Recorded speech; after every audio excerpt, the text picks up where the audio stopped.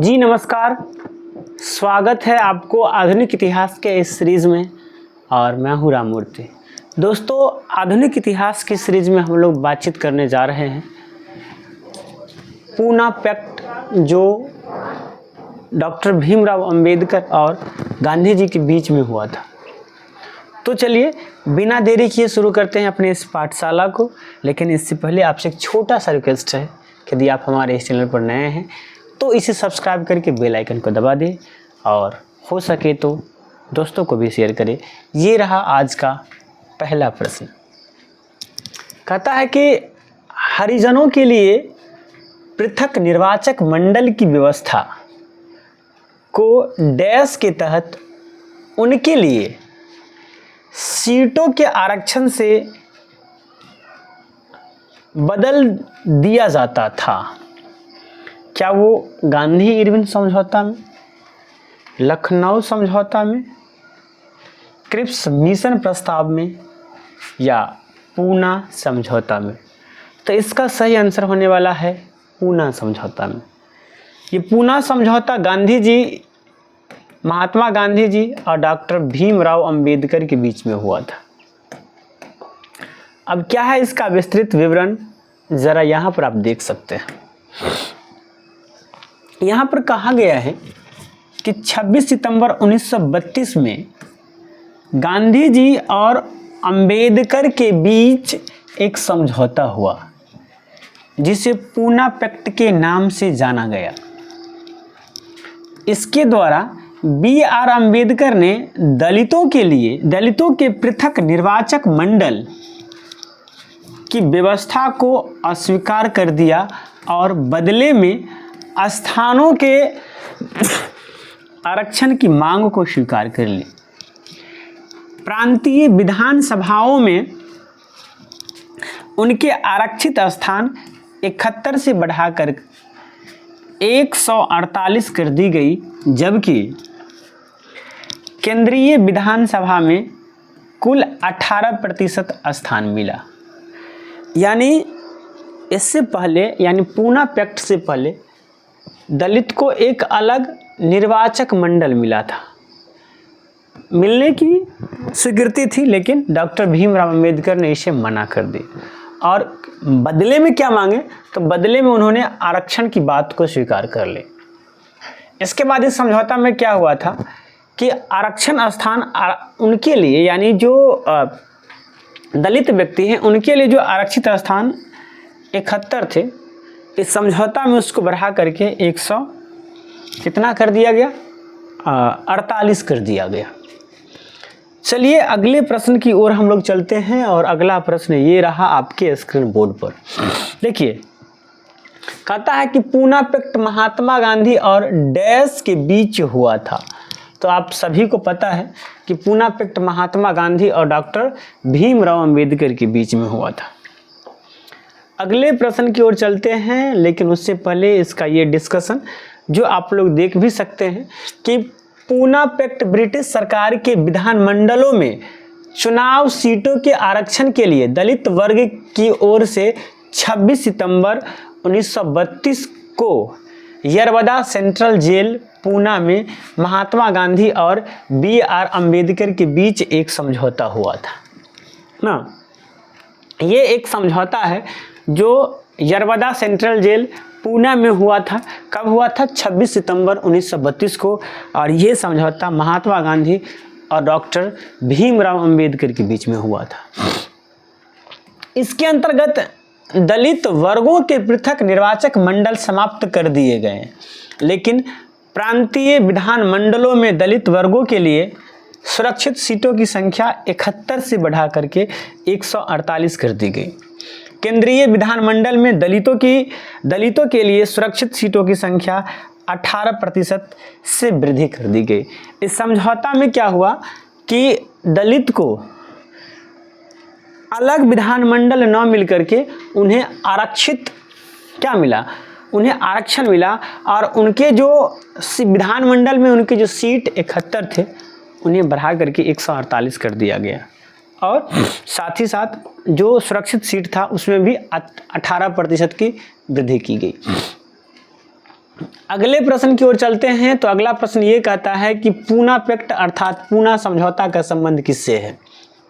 क्या वो पिछड़े वर्गों के लिए चुनावी सीटों के आरक्षण है, हिंदुओं के लिए चुनावी सीटों के आरक्षण है, मुस्लिमों के लिए चुनावी सीटों के आरक्षण है, या सिखों के लिए चुनावी सीटों का आरक्षण है? तो आपको पता है ये पिछड़े वर्गों के लिए चुनावी सीटों के आरक्षण है, यानी ए इज द राइट आंसर।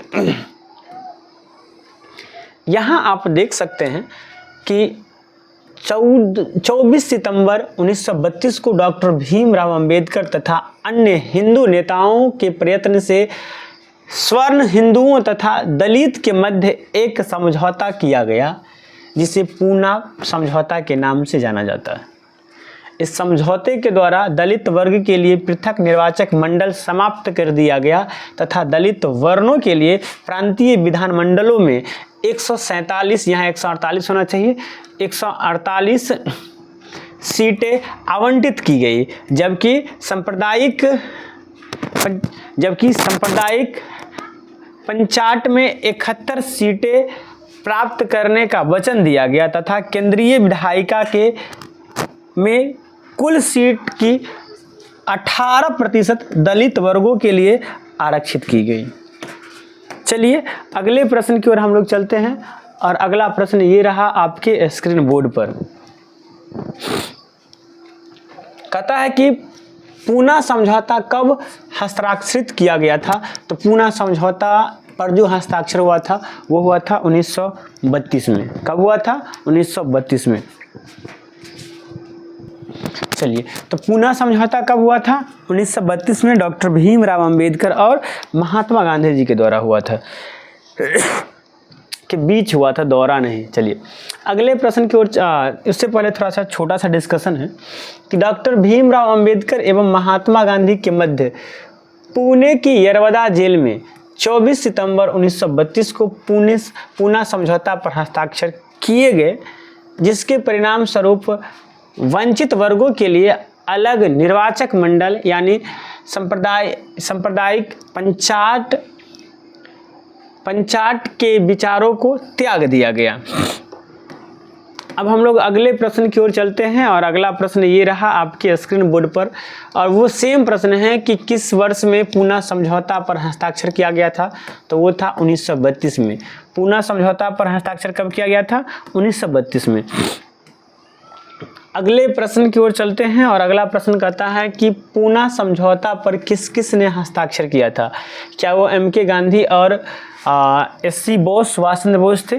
क्या वो एम.के. गांधी यानी महात्मा गांधी या बी.आर. अम्बेडकर थे?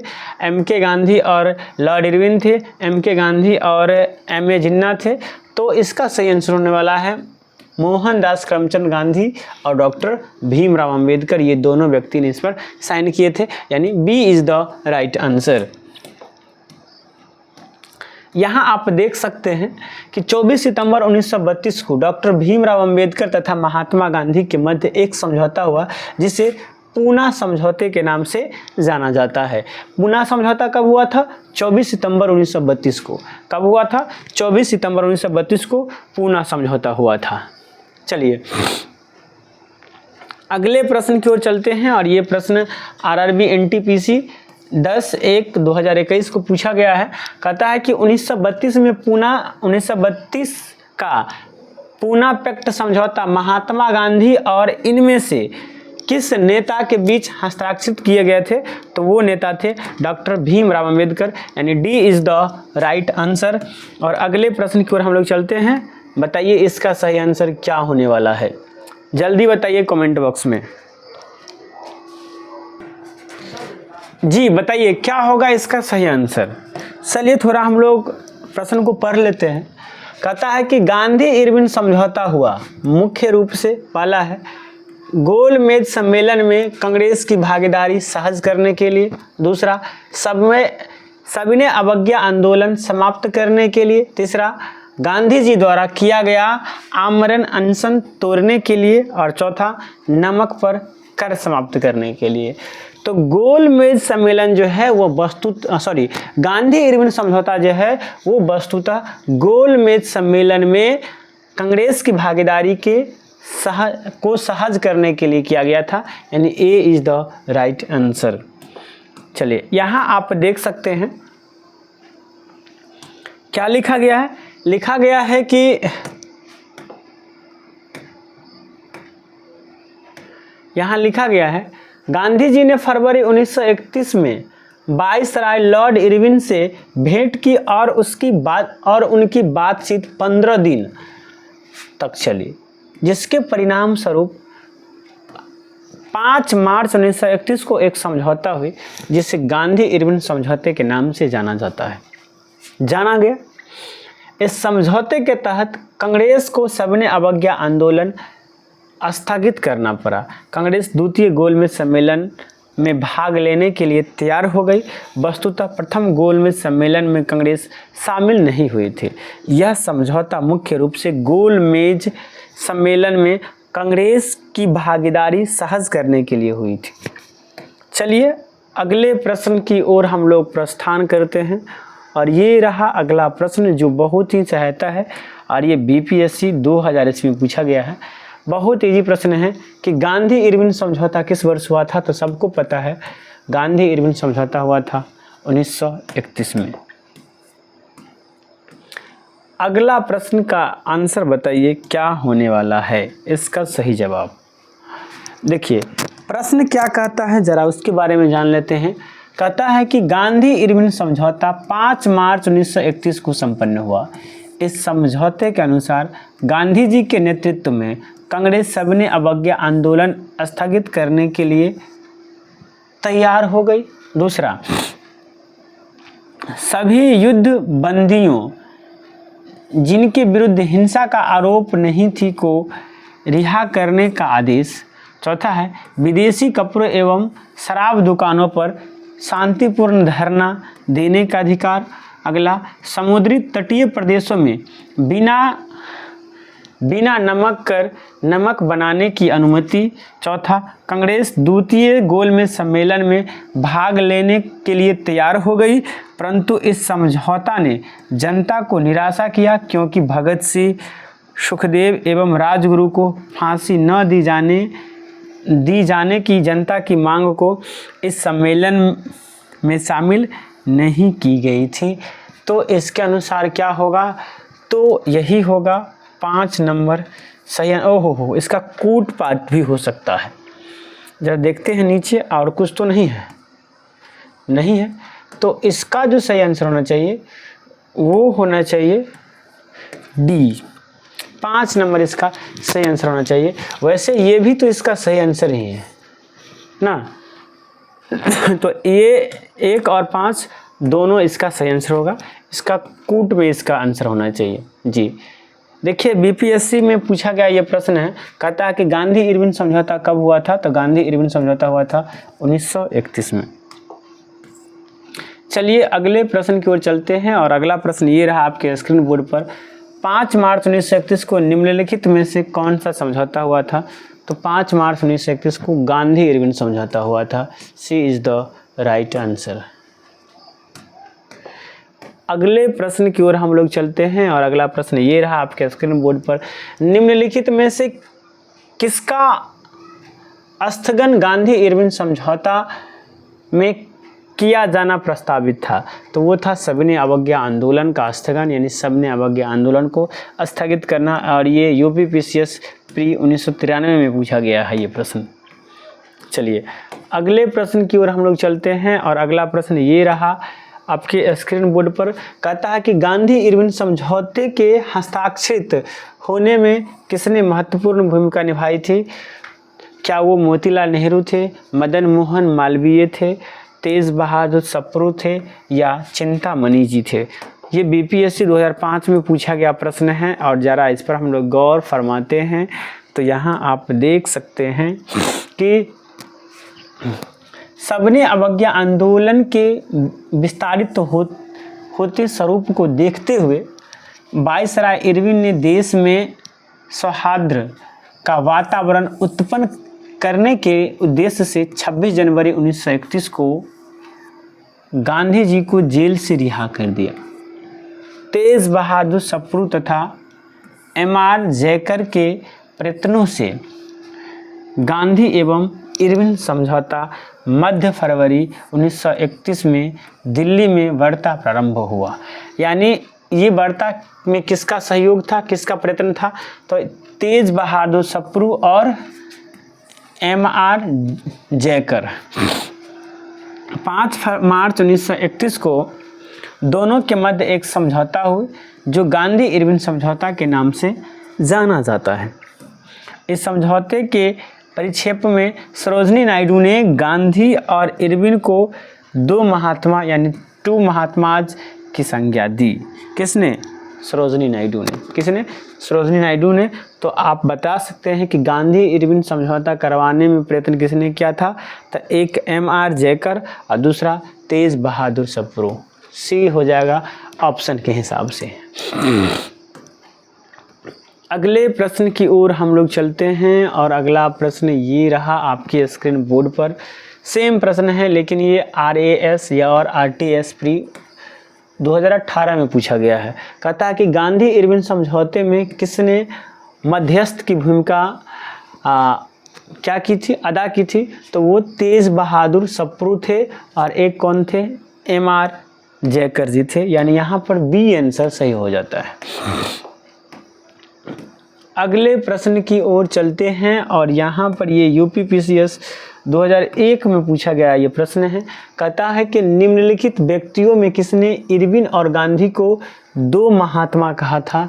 तो वो कहने वाली थी सरोजिनी नायडू। कब?